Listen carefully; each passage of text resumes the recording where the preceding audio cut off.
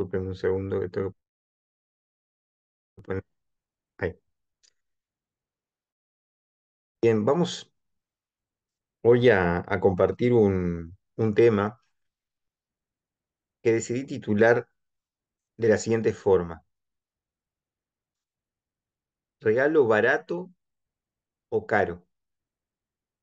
¿Regalo barato o caro? Ese es el título para el mensaje de hoy.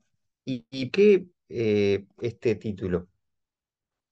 Porque cuando pensamos en la palabra regalo, en general, para aquellos que hace un tiempo que estamos en el tema de la fe cristiana y que estudiamos en la palabra de Dios las verdades que Dios ha revelado, em, se nos habla de un concepto que muchas veces no ha sido bien comprendido a lo largo de la historia, pero que es clave para poder vivir la vida cristiana.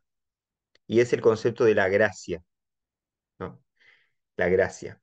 Y por eso usé la palabra regalo, que podríamos sustituirla por gracia, pero en realidad para muchas personas quizás la palabra regalo sea mucho más cercana. ¿Por qué la palabra regalo en relación a gracia? La gracia es un concepto mucho más complejo que hablar solamente de la idea de regalo, pero vamos a tratar de explicar qué quiere decir gracia en el sentido de lo que la Biblia nos explica acerca de esta idea, ¿no? Eh, y uno se preguntaría qué es la gracia y cómo se manifiesta en la Biblia, ¿no? Bueno, la gracia en realidad es algo que está presente a lo largo de toda la Biblia, pero el apóstol Pablo es quizás quien más desarrolló el concepto de la gracia, ¿no? Y esto aparece en las cartas de Pablo, en varias cartas está desarrollado, por eso no voy a ir a ningún pasaje en concreto ahora, porque en realidad él lo desarrolla en varias partes permanentemente, especialmente en Romanos, pero también en las otras cartas, ¿no? Y es esta idea del don de Dios, ¿no? Don entendido en este concepto como justamente un regalo inmerecido. Y eso es la gracia, ¿no? Un regalo inmerecido, pero que de alguna manera solamente nos puede dar quien tiene una autoridad verdaderamente elevada, verdaderamente tiene la potestad de ofrecernos eso, ¿no? De hecho, el concepto de gracia en la Biblia después fue reformulado, se fue deformando con el tiempo, y por ejemplo en la Edad Media se hablaba de la gracia muchas veces vinculada a los reyes y a los súbditos, o a las personas comunes y a los que estaban en puestos políticos de autoridad en ese momento, los monarcas, ¿no?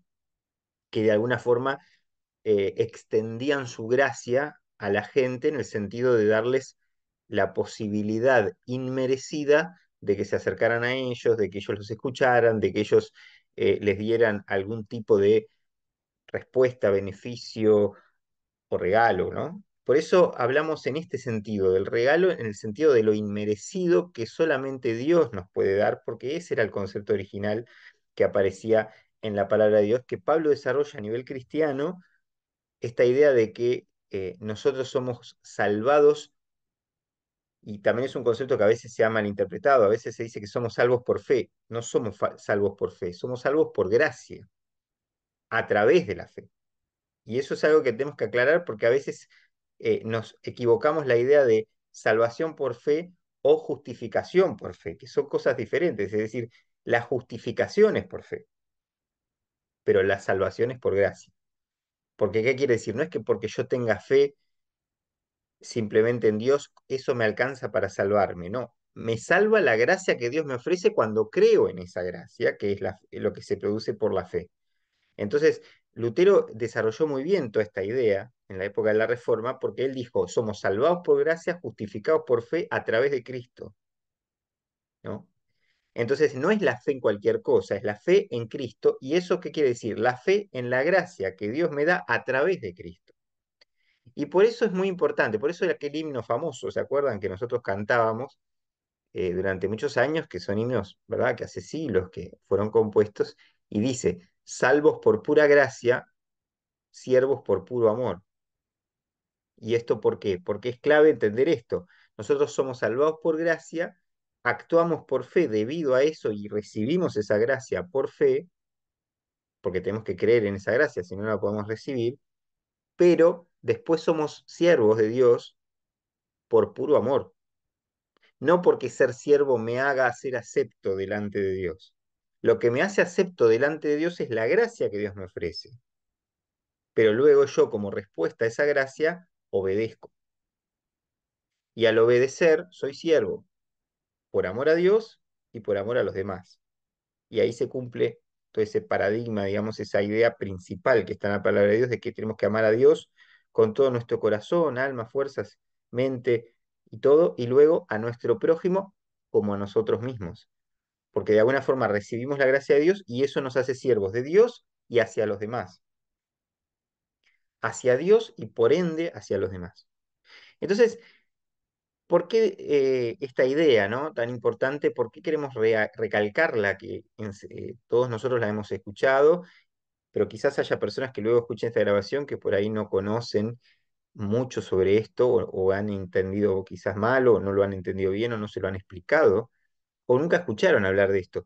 Pero la gracia, sí, entendida con mayúscula, es el hecho de que Dios ideó un plan para salvarnos y que es el que simbólicamente celebramos en la Cena del Señor. Y por eso lo que nosotros hacemos cuando participamos de la Cena del Señor no es un ritual, no es algo que Jesús instituyó para que repitamos como si fuera una tradición que hay que obedecerla por ritual. No, hay que obedecer el simbolismo de eso, manifestado en el hecho de practicarla para que entendamos toda semana, todo día, todo tiempo, lo que eso significó y significa. Cuando Jesucristo muere en la cruz, entrega su vida, derrama su sangre y se entrega por cada uno de nosotros, muere y resucita y anuncia todo esto, lo que está haciendo es transmitir en síntesis, perdón, transmitir esa gracia a través de su propia vida. O sea, está diciendo, miren, yo soy el único camino para llegar al Padre. Si ustedes no aceptan por fe este regalo divino, esta salvación divina, este don que les estoy ofreciendo, que ustedes no merecen, no pueden comprar, no tienen manera de recibirlo por sus propios medios, si no lo reciben, están condenados. Pero si lo reciben, lo aceptan, no por sus propios méritos, no por lo que hagan, no porque sean siervos, no porque vivan en una santidad humana, sino porque lo aceptan con los brazos abiertos, con las manos extendidas, en símbolo de sumisión, de dependencia de Dios, de recibimiento y de renuncia a nosotros mismos, de arrepentimiento. Bueno, ahí el cuerpo, la sangre de Cristo que se entregaron a la cruz por cada uno de nosotros, pasa a no ser algo lejano, sino que es algo que empieza a ser carne en mi propia vida. Es decir, el perdón de Dios llega a mí, eso que Él paga se produce, digo, genera efecto en mi propia vida y empieza una nueva naturaleza en mí, la naturaleza de Cristo, que ya no es la naturaleza de Adán, que es la que tenía hasta que me entregó a Cristo. Entonces, todo esto que Pablo lo explica claramente, y por eso en Primera Corintios escuchábamos el pasaje donde primero Jesús le dice a los discípulos que hagan esto y luego Pablo lo desarrolla, ¿verdad? En las cartas a los Corintios, y está diciéndonos, ustedes tienen que hacer esto en memoria de mí. Pero hacer esto en memoria de mí no es repetir el rito, es recordarlo a través del rito para que en mi propia vida ese efecto de entrega, de renuncia, de sacrificio y de ofrenda que Jesús hace delante del Padre por nosotros, nosotros también lo podamos cumplir. Entonces, todo esto es muy profundo y muy importante porque, ¿qué pasa? Y por eso el título del mensaje de hoy, regalo barato, regalo caro, que podremos trasladar a gracia barata o gracia cara. ¿Por qué esto? Porque en los últimos tiempos se habla mucho de esto. En las iglesias, en muchos lugares, se ha hablado mucho del problema de la gracia, si es barata o cara, si cuesta o no cuesta, ¿no? Y en realidad Satanás ha metido este problema dentro de las iglesias, desde mi punto de vista, porque en realidad la Biblia es muy clara sobre esto. Sin embargo, ha generado debates durante siglos donde los cristianos se enmarcan en estos debates y no se dan cuenta de que la Biblia es muy clara en lo que está revelando. Y por eso yo quisiera que el Espíritu Santo nos pueda dar luz realmente para que entendamos cómo vivir esto diariamente sin caer en esas falsas contradicciones o sin caer en esos debates sin sentido que en realidad son humanos y que Satanás también los fomenta para que nosotros nos apartemos de la verdadera luz de Dios, ¿no? ¿A qué me refiero cuando digo esto de los falsos debates y las falsas contradicciones?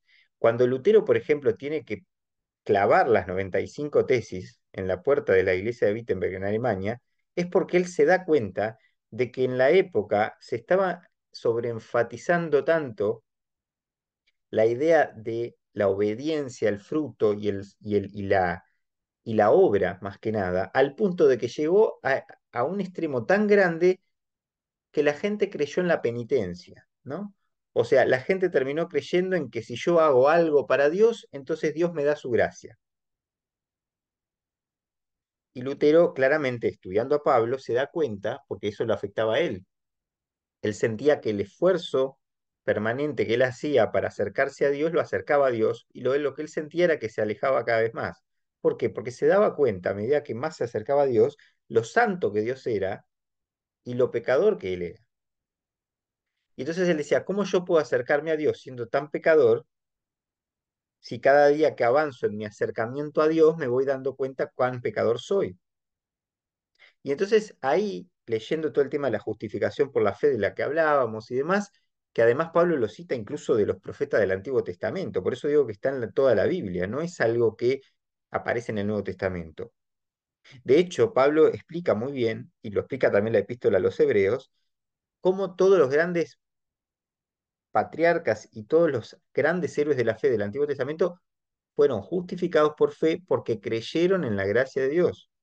Abraham, Isaac, Jacob y todos los que vinieron después, ninguno de ellos pudo salvarse por sus méritos, ninguno de ellos pudo salvarse por sus obras, ninguno de ellos pudo cumplir la ley, ninguno de ellos recibió la salvación o el perdón porque hubiesen hecho algo meritorio. Todo fue por la justificación por fe, que la gracia de Dios que Jehová les extendió llegó a ellos porque la creyeron y la recibieron. Es muy claro en el caso de Abraham, ¿no? Abraham le creyó a Dios y entonces fue contado por justo. Entonces, todo esto ha generado un montón de debates a lo largo de la historia que no tienen sentido, pero que lamentablemente a veces hasta los repetimos. Por ejemplo, la falsa dicotomía entre la ley y la gracia, ¿no?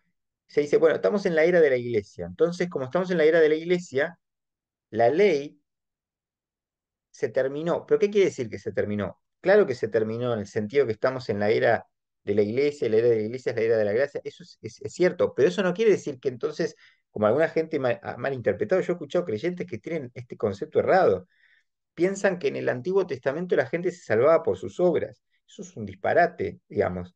O sea, nadie pudo haberse jamás salvado por cumplir la ley porque la ley jamás se pudo cumplir. La ley estaba, como dice Pablo, para mostrarnos justamente cómo el pecado nos lleva a no cumplir lo que Dios nos manda, porque estamos bajo la maldición de Adán, y hasta que no recibimos la gracia que Cristo ofrece, entonces no somos justificados y no somos perdonados. Y uno dice, pero entonces, ¿cómo se salvaron los que vivieron antes de Cristo si en realidad Cristo no había venido?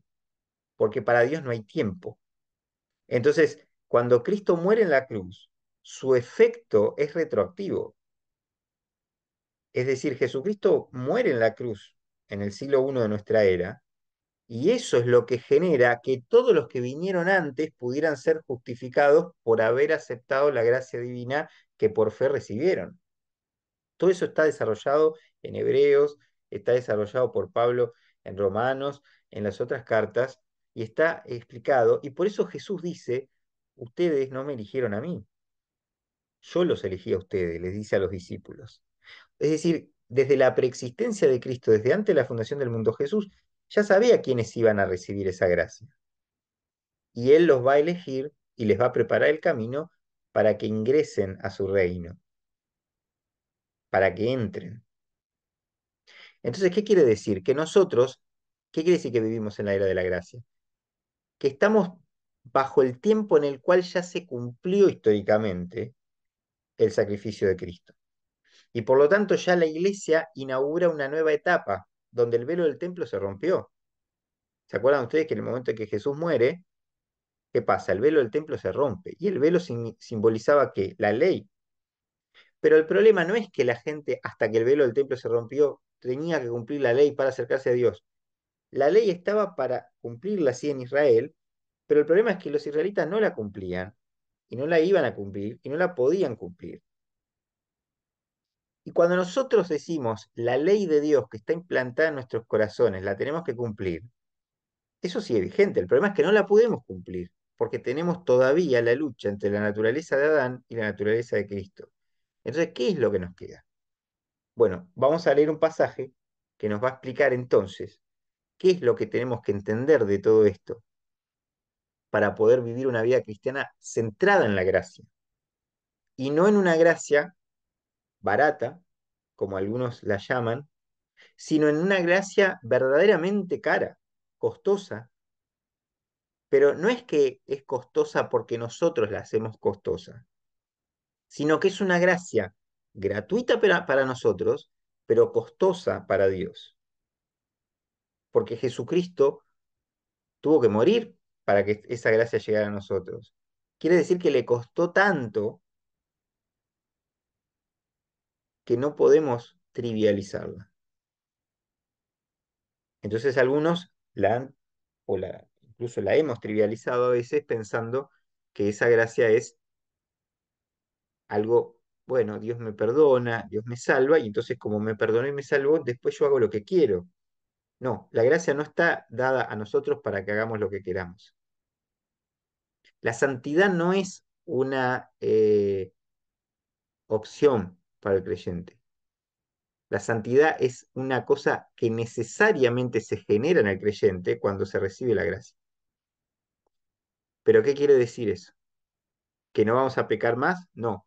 Lo que quiere decir es que empieza a haber un cambio de naturaleza en nosotros que hace que empiece a haber un dilema interno, una lucha interna entre querer hacer lo que Dios me manda hacer,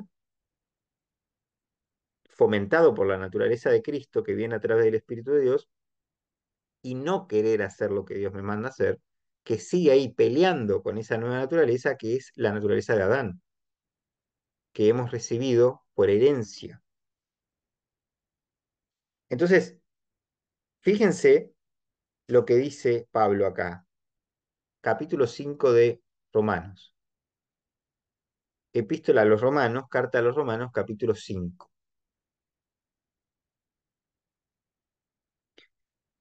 Yo les pediría que tratemos de hacer el esfuerzo de repasar la carta a los Romanos toda.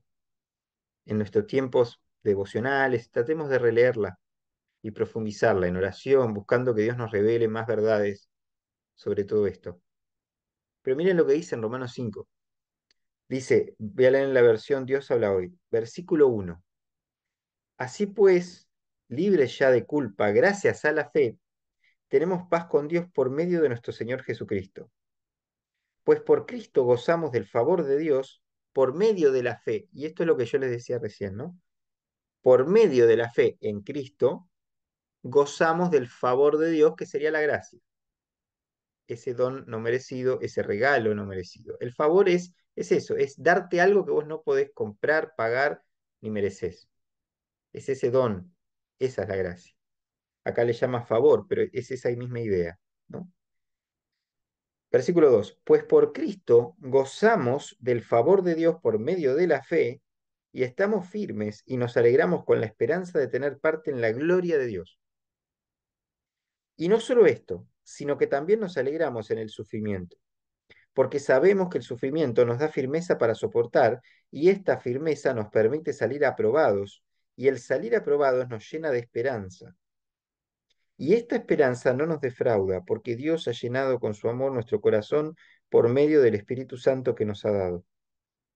Pues cuando nosotros éramos incapaces de salvarnos, Cristo a su debido tiempo murió por los malos. ¿Los malos quiénes son? Todos. No es fácil que alguien se deje matar en lugar de otra persona, ni siquiera en lugar de una persona justa, aunque quizás alguien estaría dispuesto a morir por una persona verdaderamente buena.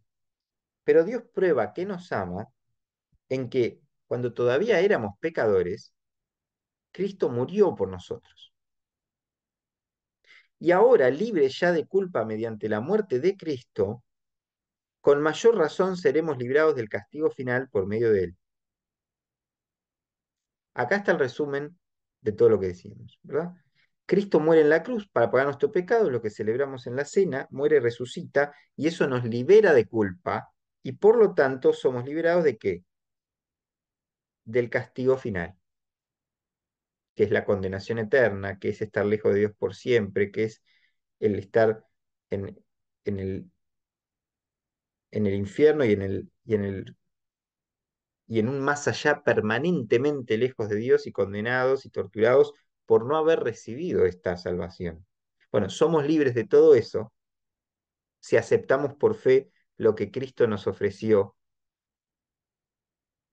y que nosotros no podemos pagar. Entonces, ¿qué quiere decir? Que la culpa con la cual batallan todos los seres humanos, porque los seres humanos saben que hacen cosas que están mal y que han hecho cosas que están mal y se sienten incómodamente mal, nos sentimos cuando pecamos incómodamente mal. Bueno, esa culpa es liberada de nosotros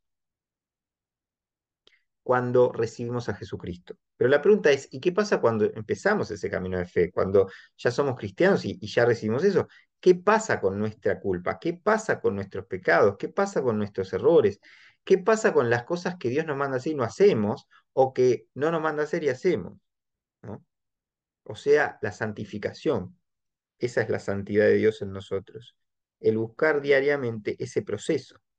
Pero la pregunta es, ¿qué pasa con eso? ¿Qué hacemos? Bueno, acá Pablo lo va a explicar muy claramente. Dice, versículo 10, porque si Dios cuando todavía éramos sus enemigos nos puso en paz consigo mismo mediante la muerte de su Hijo, con mayor razón seremos salvados por su vida ahora que ya estamos en paz con Él. Y no solo esto, sino que también nos alegramos en Dios mediante nuestro Señor Jesucristo, pues por Cristo hemos llegado a tener paz con Dios. Así pues, por medio de un solo hombre entró el pecado en el mundo y trajo consigo la muerte. Está hablando de Adán. Y la muerte pasó a todos porque todos pecaron. Antes que hubiera ley, ya había pecado en el mundo. Esto es porque cuando Jehová le da la ley a Moisés, esto es bastante posteriormente, a ser expulsados del jardín del Edén, a la época de Abraham, ¿verdad? De Isaac, de Jacob. Recién después viene la ley dada a Moisés. Quiere decir que todo eso que vivieron estos patriarcas antes de Moisés, digo, no tenían una ley escrita donde Dios les dijera, hace esto, no hagas esto otro. No tenían una especie de constitución, por decirlo de alguna forma, de pueblo, para saber qué tenían que hacer en lo sanitario, qué tenían que hacer en lo jurídico, qué tenían que hacer en lo moral, qué tenían que hacer en su convivencia con los demás, qué tenían que hacer en su vida familiar. Dios se lo revelaba a Abraham, Isaac, Jacob en su vida de comunidad, de familia, les iba mostrando de a poco esas cosas, pero después le da a Moisés una cosa detallada, digamos, de cómo el pueblo debía vivir en contraposición a quienes, a los pueblos paganos, a los otros pueblos que vivían acorde a sus propios deseos, intereses y formas de comportamiento. Pero entonces, quiere decir que antes de que existiera esa ley, en realidad el pecado ya estaba. Y dice, aunque el pecado no se toma en cuenta, aunque el pecado no se toma en cuenta, dice, cuando no hay ley. Sin embargo, desde el tiempo de Adán hasta el de Moisés, como decíamos recién, la muerte reinó sobre los que pecaron, aunque el pecado de estos no consistió en desobedecer un mandato, como hizo Adán, el cual fue figura de aquel que había de venir. O sea, ¿por qué dice esto? Porque Adán pecó con Eva, digamos, y acá fíjense que se anula todo machismo, se anula toda idea de que la culpa fue de Eva. No, no, acá Pablo está explicando que fue Adán. Pero ¿por qué fue Adán? Porque Adán simbolizaba la unión entre Adán y Eva, la unión de la humanidad con Dios. Entonces, él como cabeza, en cierta forma, de esa unión, él como representación de la humanidad delante de Dios, cayó en desobediencia en un solo mandato, que era no comer del fruto que no tenían que comer. Y entonces, ¿por qué dice que fue figura del que venía, el que había de venir? Porque cuando Cristo viene, hace lo mismo, muere el justo por los injustos en lugar de Adán. Es decir, Jesucristo pasa a ser el que obedece una sola vez, en el sentido de que Él va a la muerte una sola vez, obedeciendo el mandato del Padre, en contraposición a Adán, que desobedeció una sola vez. La muerte se sustituye por muerte, y la muerte del justo por los injustos trae la vida de los injustos.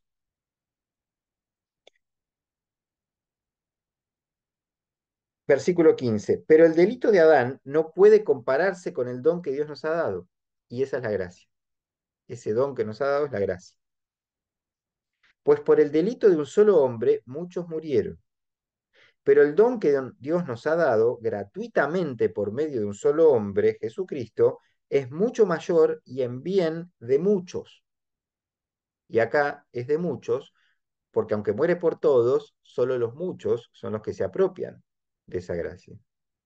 Es decir, los que aceptan y creen. No es para, la gracia no la aceptan todos. Muere por todos, la ofrece a todos, pero la aceptan muchos. Versículo 16. El pecado de un solo hombre no puede compararse con el don de Dios, pues por un solo pecado vino la condenación, pero por el don de Dios los hombres son declarados libres de sus muchos pecados. Pues si la muerte reinó como resultado del delito de un solo hombre, con mayor razón aquellos a quienes Dios en su gran bondad y gratuitamente declara libres de culpa, reinarán en la nueva vida mediante un solo hombre, Jesucristo. Fíjense que nos está diciendo que la gracia es dada por bondad de Dios, es dada gratuitamente y por lo tanto se nos declara libres de culpa. Es como cuando en un juicio alguien declara algo que es la sentencia final, pero no es que sea una persona sea realmente inocente. No, es culpable, pero se lo declara inocente por la obra de alguien que sustituye el pago. Y es como un pacto. Fíjense qué curioso esto, cómo incluso hasta de manera deformada, digamos, pero esta especie de analogía aparece incluso hasta en nuestro Código Penal. Una de las críticas que hay al nuevo Código Penal uruguayo, por ejemplo, que se aplica en muchos lugares del mundo, a diferencia, por ejemplo, del código anterior, es que algunos han dicho que este nuevo código lo que hace es generar que por una falta determinada se aplique otra sentencia, ¿no? Entonces, qué sé yo, los abogados le dicen a una persona que cometió tal falta, le dicen, declárate culpable en esto, porque de esa forma la medida va a ser menor porque te van a juzgar no por esto, sino por esto otro que es menor.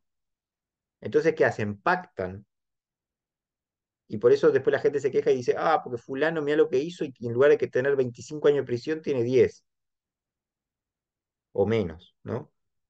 ¿Por qué? Porque hay un pacto que se produce entre los fiscales, los abogados, juez y el culpable. Entonces terminan como reformulando la falta para que la condena sea de una determinada manera y no de otra. Eso es bien humano, ¿verdad? Es una justicia humana, que la Biblia diría son trapos de inmundicia, ¿no? Pero en realidad funciona como una analogía de manera diferente, y hasta le diría que en parte al revés, para mostrar que la justicia divina no es así, pero en parte se parece en el sentido de que es decir, yo no los declaro inocentes, ni tampoco les regalo un poco menos de juicio. Les borro por completo la condena, diría Jesucristo, pero yo digo que ustedes son culpables. Lo que pasa es que por mi gratuito don, que es la gracia, ustedes son declarados libres de culpa y ya se borra su pasado, nos olvidamos de eso, pero ustedes tienen que corregir el rumbo y de alguna manera van a ser liberados porque yo les dije, sí, ustedes son culpables, merecen la condenación, pero yo borro eso y cambio. Quiere decir que Dios no nos juzga por lo que sea justo, porque si nos juzgara por lo justo, no solo tendríamos 25 años de prisión, tendríamos una eternidad de condena, pero nos juzga por su amor, que no es un amor, y acá es donde entra el tema de la gracia barata, no es un amor, podríamos decir, que es un amor trivial, ¿no? No es un amor que tolera cualquier cosa, no es un amor que justifica el pecado o lo minimiza, no, al contrario, es un amor que lo que dice es, ustedes han hecho algo de tal gravedad al alejarse de Dios y todavía recibir una herencia que aunque no la eligieron ustedes, la van a seguir aplicando ustedes, y ustedes diariamente no tienen justificación porque sabiendo lo que está bien no lo pueden hacer, ni lo hacen, entonces yo les voy a dar la única posibilidad que tienen de salvarse, y que es que el Hijo muera en lugar nuestro. Eso muestra que la gracia no es barata para nada. La gracia es cara. Te costó la vida a Dios mismo, al Hijo de Dios. Entonces, eso es lo que nos lleva a decir, si la gracia es tan profunda y tan valiosa, ¿cómo puedo yo mm, malgastar mi vida? ¿Cómo puedo yo despreciar esa gracia? ¿Cómo puedo yo no obedecer a Dios? ¿Cómo puedo yo descuidar la santidad de Dios? Ese debería ser el desafío para todos nosotros hoy. Que entendamos que Dios nos ofrezca su gracia gratuitamente no puede ser nunca un pretexto para que pequemos como si nosotros fuéramos rescatados para que sigamos en nuestra propia vida, porque esa no es la finalidad que la gracia tiene. Y lamentablemente se ha predicado un evangelio basado en la gracia barata. A veces por contraposición a otro falso evangelio, que es el evangelio de los fariseos, ¿no? Es decir, el evangelio de, de la ley, ¿no? Un evangelio centrado en tenés que hacer esto para que Dios te acepte, tenés que hacer esto este, para que seas acepto delante de los hombres, tenés que hacer esto para que veamos que sos bueno, que sos justo, que sos por fuera limpio, aunque tu corazón esté apartado de Dios. Bueno, ese es el evangelio de los fariseos, ¿no? O sea, un falso evangelio. Es el evangelio de la religión, es el evangelio del que dice, de ese sistema que te dice, vos sos acepto de Dios por lo que hagas. Era el evangelio que había en la época de la Edad Media y en la época que Lutero en el Renacimiento, digamos, empieza a ver que es un falso evangelio, ¿no? Es el evangelio de la iglesia que te dice gracia más obras. La gracia está muy bien, pero también tenés que hacer obras y hacer penitencia y pagar cosas y ofrecerte en ofrenda por esto y por lo otro y hacer determinadas acciones para que Dios te acepte y vivir de tal manera para que Dios te acepte. No, Dios te acepta por su gracia, no por lo que vos hagas.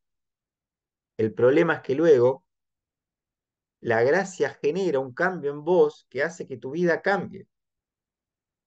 Si tu vida no cambia y hace 5, 10, 15, 20 años o incluso un mes que conoces a Dios, pero tu vida no empezó a cambiar, entonces hay un problema. Y uno podría decir, bueno, pero en la vida cristiana siempre tenemos caídas, nos levantamos, tenemos problemas, por supuesto, pero el que se cae, si ha recibido la gracia, se va a levantar. Y el que se cae se da cuenta de lo horrible que ha sido caerse. Y algo le va a doler, y algo lo va a generar, le va a generar arrepentimiento. Porque si no se arrepiente delante de Dios y delante de aquellos de los que debe arrepentirse, porque hay ocasiones donde si nosotros no confesamos delante de otros determinadas cosas que han quedado ahí, no estoy hablando de pecados que Dios ya ha perdonado, que han sido resueltos, no estoy hablando de eso, estoy hablando de cuando hay algo que queda ahí escondido y que trae consecuencias porque no ha sido confesado debidamente, porque no ha sido resuelto debidamente, porque está ahí como trabando mi progreso espiritual y el progreso de una comunidad, el progreso de una familia, el progreso de una iglesia, el progreso de lo que fuere. Bueno, hasta que no resolvemos eso, hay una traba. Pero cuando eso se libera, se confiesa, bueno, entonces se produce una liberación. Esto pasa, yo digo, he escuchado, he hablado con personas y he leído sobre algunos asuntos de los que no soy muy especialista, pero que, o no soy especialista para nada, pero que he hablado con personas que saben de esto o he escuchado. Y una cosa que he escuchado, por ejemplo, de las personas que están poseídas, digamos, por demonios, tiene mucho que ver con esto. Es decir, con personas que abrieron tantas puertas para que ingresara un espíritu inmundo dentro de ellos, que ya llega un punto en el que algunos reciben opresiones, otros reciben ciertas esclavitudes, pero hay otros que están totalmente enajenados, ¿no? Y son los que después ya no tienen control de sí mismos de ninguna forma. Y entonces, ¿qué pasa? Hasta que no hay una confesión de la persona renunciando a esa atadura que se generó por voluntad propia, el demonio no se puede ir, ¿no? Y he visto muchos casos donde he escuchado, digamos, más que nada, y he leído casos de personas, por ejemplo, que cuando lograron entrar en sí, en su propia razón, porque hay personas que están poseídas y que tienen momentos de dualidad, ¿no? Donde están, momentos son ellos y después como que viene el demonio y los toma en ciertos momentos. Pero que cuando la persona que está confrontando espiritualmente a ese demonio le hace hablar, y el demonio se manifiesta y la persona... Entonces, hay un momento en el que la persona que sabe de esto y reprende logra que el demonio quede atado y deja la libertad para la persona poseída para que confiese, para que vuelva en sí misma y diga si realmente quiere dejar eso o no, en el nombre de Cristo y entregándose a Cristo. Y cuando la persona lo hace, el demonio es expulsado. Pero no se produce hasta que la persona no logra generar esa confesión. Bueno, en la vida cristiana podemos tener un montón de opresiones si no confesamos los pecados que hemos cometido, que están ahí, sin sacarlos de nuestra vida. Porque uno dice, pero si ya fueron pagados en Cristo, sí, Cristo pagó nuestro pecado original, nuestro pecado en general, pero cuando hay faltas que están ahí no resueltas, que pueden ir desde la falta de perdón hasta algo que no solucioné con alguien, hasta algo que hice y que sigue trayendo consecuencias. ¿Y cómo nos damos cuenta de lo que tenemos que confesar y sacar de nuestra vida? Bueno, si vos permanentemente te viene eso a la mente, si permanentemente estás volviendo una y otra vez sobre eso, si Dios te lo trae constantemente es porque hay algo ahí que no está resuelto, ¿no? Y tenés que decir, bueno, Señor, yo pequé en esto, hice esto, me pasó esto. Bueno, yo lo confieso delante de vos y si tengo que arreglarlo con alguien, voy a hablar con la persona, obviamente con quien corresponde, ¿no? No estamos hablando de que los pecados se tienen que ventilar a todo el mundo siempre. No, depende. Hay ocasiones y ocasiones. Hay cosas que son entre una y otra persona. Hay ocasiones en las que son entre una persona y un grupo o un líder. O hay personas que tienen que ver a veces con su familia o con su cónyuge o con sus hijos o con amigos, qué sé yo. O con, si yo, por ejemplo, le hice un daño a alguien y esa persona recibe las consecuencias en su propia vida de mi daño y yo le pedí perdón al Señor, pero yo nunca logré con esa persona resolver el asunto, hay algo ahí que queda atado. Entonces yo tengo que perdonar, pedir perdón, y si yo hice la falta, tengo que pedir perdón, pero tengo que ir y solucionar, reparar el hecho. ¿Y cómo se repara? Hay cosas que no se reparan, pero por lo menos tengo que ir y hablar con la persona en cuestión, mostrándole que estoy realmente arrepentido y dando algún tipo de fruto de ese arrepentimiento. Lo que pasa al revés, cuando a mí me han dañado, bueno, ahí lo que tengo que hacer es perdonar. Pero cuando perdono, si el otro no quiere reparar la falta, es un problema ya del otro, no mío. Pero yo tengo que perdonar. Lo que no tengo opciones de... Yo tengo que perdonar. No importa que el otro no me pida perdón, yo tengo que perdonar igual.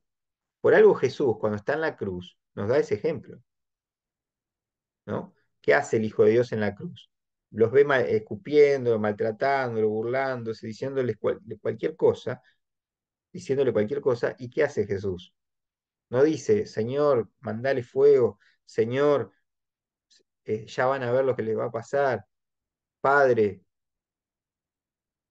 no permitas que me sigan haciendo esto, bajá, mandá tus ángeles. No, Jesús dice, Padre, perdónalos porque no saben lo que hacen, no saben lo que hacen, perdonalos. Yo los perdono, perdonalos, no saben lo que hacen. Pero esa gente no fue a pedirle perdón a Jesús ni le iba a pedir nunca. Y muchos habrán sido condenados, y otro capaz que se arrepintió después. Pero Jesús nos dio el ejemplo de cómo debemos obrar. Para ir redondeando algo, yo quisiera que pensáramos en algunas formas, porque yo los invito a que sigan leyendo acá, ¿no? Fíjense, más adelante dice, versículo 18, y así como el delito de Adán puso bajo condenación a todos los hombres, así también el acto justo de Jesucristo trajo a todos los hombres una vida libre de condenación. Es decir, que por la desobediencia de un solo hombre muchos fueron hechos pecadores, pero de la misma manera, por la obediencia de un solo hombre, muchos quedarán libres de culpa. La ley vino para que aumentara el pecado, pero cuando el pecado aumentó, Dios se mostró aún más bondadoso. Es como si dijera, hasta Moisés no hubo ley, había pocas maneras de apartarse de la ley de Dios, de la ley entre comillas, ¿no? De la ley de Dios, no de la ley dada a Moisés, sino de esa ley más grande de la que se apartaron los que vinieron antes de Moisés, por ejemplo, ¿no? Pero uno dice, pero cuando viene la ley, son cosas tan específicas, hay más aumento del pecado, porque la gente más se aparta de lo que Dios manda hacer.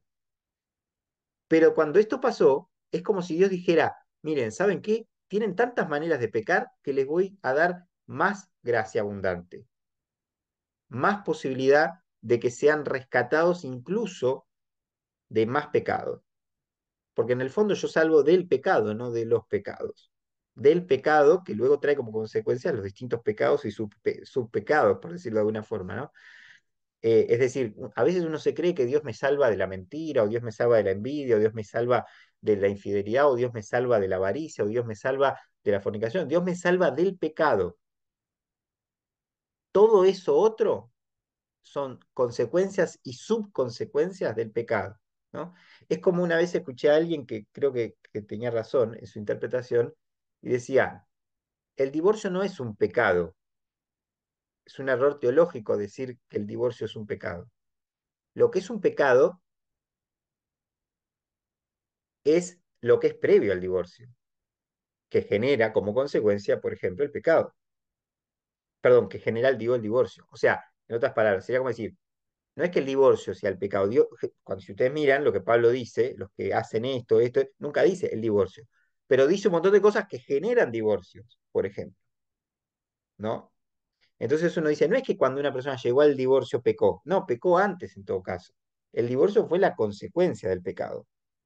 Y uno dice, no se puede restaurar ese, sí, se puede restaurar, como también la infidelidad, como también la fornicación, como también la envidia, la avaricia, pero el problema es que hubo algo que generó todo eso, ¿no? Lo que pasa es que, claro, la envidia, la soberbia, esos son los pecados, ¿no? Y la fornicación, el adulterio y demás, eso sí, genera otras cosas. Pero claro, si alguien genera infidelidad, por ejemplo, puede generar divorcio, ¿no?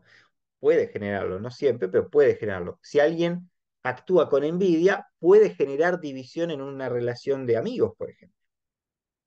Si alguien actúa con avaricia, puede generar rompimiento y fragmentación en una familia. O sea, la falta trae consecuencias. Entonces, lo que nos dice acá Dios es,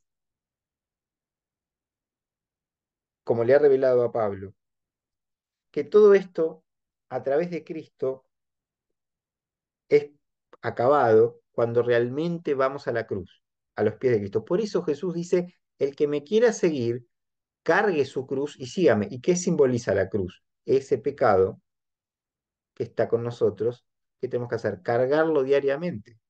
Porque no es que cuando Cristo viene a nosotros se borró el pecado y ya está. No, tengo que cargar con mi pecado diariamente.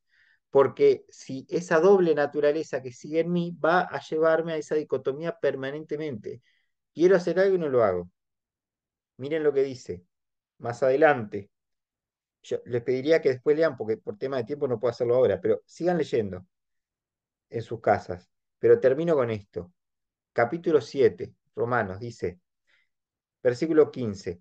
No entiendo lo que me pasa, pues no hago lo que quiero. Lo está diciendo Pablo. No entiendo lo que me pasa, pues no hago lo que quiero y en cambio aquello que odio, que es el pecado básicamente, es precisamente lo que hago. Es como si Pablo nos dijera, yo cuando era Saulo hacía todo lo contrario a lo que Dios quería que hiciera, pero yo no tenía conciencia de eso. Hasta que Dios me llamó, me arrepentí, cambié, pero ahora que lo conozco y sé lo que está mal, aún lo hago.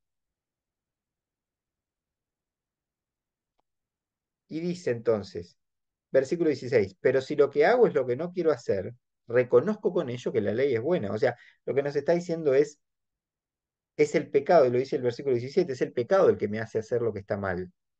Pero entonces, ¿qué tengo que hacer? Tengo que sujetar mi naturaleza de Adán a la naturaleza de Cristo. Tengo que lograr que el Espíritu de Dios sea el que me gobierne y no yo. Y por eso es tan importante que entendamos que no es, la vida cristiana no es tratar de parecernos a Jesús. La vida cristiana es dejar que Jesús gobierne nuestra naturaleza. Y que son cosas diametralmente diferentes. Tratar de parecernos a Jesús es el intento humano de tratar humanamente de cumplir lo que leemos en la palabra de Dios que Jesús hizo y nos enseñó a hacer. Pero humanamente eso no se puede hacer. La única manera de hacer eso es por el Espíritu de Dios. Y cuando el Espíritu de Dios trabaja en nosotros es porque renunciamos, soltamos y le damos nuestra vida a su dependencia. Entonces, cuando yo sienta que voy a pecar o sienta que me atrae algo que está mal, lo que yo tengo que hacer, y mire, y yo lo estoy diciendo en el sentido de que yo no es que tenga esto resuelto, o sea, lo estoy, nadie tiene esto resuelto, lo estoy diciendo en el sentido de esta lucha que uno va entendiendo a medida que pasa el tiempo, de que uno se levanta y dice, ¿qué voy a hacer para Dios hoy? Y después a los 20 minutos se da cuenta de que está haciendo algo mal. Desde que le hablo mal a mi esposa, supongamos, hasta que salí por el barrio y qué sé yo, y pensé mal de, no sé, del que pasó al lado mío y que no quiero pensar mal, no quiero tener un prejuicio hacia esa persona, o no quiero hablarle mal, o no quiero lo que sea, o fui avaro, o fui soberbio, o tuve un mal deseo, qué sé yo, cualquier cosa que humanamente nos pueda pasar. ¿Quién es el que nos revela todo eso? El Espíritu de Dios nos va diciendo, no, por acá no, o sea, por acá. Y ahí es donde yo tengo que permanentemente renunciar a esa naturaleza mía para decirle, no, quiero que la otra sea la que impere, pero yo no la puedo, no puedo agarrar esa naturaleza y hacerla andar yo. Tengo que yo decir, Señor, renuncio a mi yo, para que seas tú en mí, no yo gobernándome a mí mismo, sino vos gobernándome a mí. Y cuando eso pasa, Cristo empieza a actuar en nosotros. Y la gente ya no me mira a mí, ve que Cristo está actuando en mí, ¿no? Obviamente esto es un proceso de toda la vida y Pablo lo dice hasta el final de sus días, ¿no? No acabé la carrera, la estoy terminando cuando él sabía que estaba por morir, pero él decía, voy hacia esa meta. Y entonces para terminar, pensemos que quisiera dejarles una conclusión que por ahí va para otro lado, pero ¿por qué quiero dejarla como conclusión? Porque cuando entendemos que la gracia es cara, nos damos cuenta de que nuestra función en este mundo es demasiado importante para que nosotros la despreciemos, la desvaloricemos. Y yo les voy a mostrar un video, una canción que nos muestra cómo, por ejemplo, personas, y hoy en esta semana, por ejemplo, que se estuvo hablando el Día de la Mujer y demás, cómo personas y mujeres y más están pasando por momentos tan difíciles, muchas veces por optar por esta gracia, ¿no? Y uno dice, pero esas personas están dando la vida por la gracia de Dios, ¿no? ¿Y yo qué hago? Doy la vida, tomo las decisiones que Dios quiere que tome, me bautizo, empiezo a usar mis dones, empiezo a tomar decisiones para Él, empiezo a servirlo, empiezo a evangelizar, a ser discípulos, empiezo a transmitirle a otros las cosas que yo aprendo, sirvo a otros, o estoy preocupado solamente de mis propios intereses, de mis propios proyectos, de mis propias cosas, solamente. Bueno, quiero terminar con esta canción que les digo, para que pensemos cómo se aplica esa gracia cara cuando alguien realmente la pone en juego.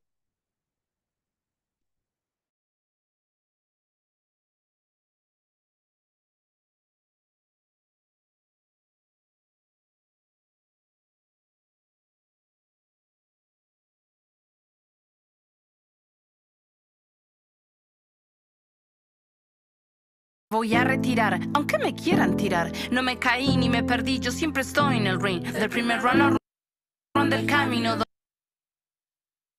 ¿Se escucha bien? ¿Darío se escucha bien? Sí, se escucha bien, sí. Perfecto, gracias. Sigo. Domino camino, soy muchacha valiente, muy prudente y resiliente. Soy la iglesia que se para de frente. Frente al cambio vio la gente que no somos solamente un par de mentes. De la tumba del valiente, siempre al frente. Tenemos paz y este es el as bajo la manga de mi gente. Somos la iglesia que quiebra el sistema, la que abraza la verdad y viene a cambiar la escena por un par de mangos. No vendemos lo sencillo, no transamos con la casta del que compra los bolsillos. Porque somos un cuerpo prendido fuego, arde la llama en nuestro interior. Nadie podrá apagar este ardor, pues somos fuego, fuego encendido, fuego. Y te hablo con madurez, por si es que no lo entendés. Yo no te beso los pies aunque me trague tu hiel. Y si el infierno es tu ley, llámalo a Cristo su name, y que te cubra su gracia de cabeza a pie. Aunque nos quieran bajar, nunca nos van a tirar. Somos la esposa del cordero, la que él viene a buscar. Y si me vas a apuntar y me vas a disparar, por tu alma yo siempre voy a clamar. Porque somos un cuerpo prendido fuego, arde la llama en nuestro interior. Nadie podrá apagar este ardor, pues somos fuego, fuego encendido, fuego.